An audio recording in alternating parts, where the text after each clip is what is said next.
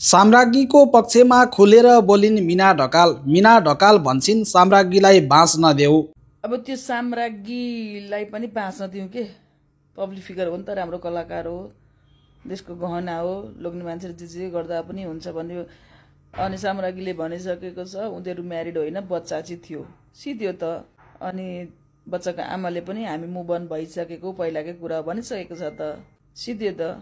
दर्शकबिन आफै पीडामा रहेकी मीना ढकालले साम्राज्ञी राज्य लक्ष्मी शाहको पक्षमा खुलेर आवाज उठाएकी छन्। साम्राज्ञीमाथि अर्काको श्रीमान खोसेको आरोप लाग्दा मीना ढकालले खुलेर साम्राज्ञीको बचाउ गरेकी छन्।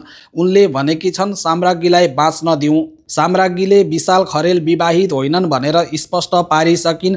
अझ कति यसै विषयमा अल्झिरहनुहुन्छ भन्दै मीना ढकालले नेपाली समाजलाई प्रश्न तिर्साएकी छन्।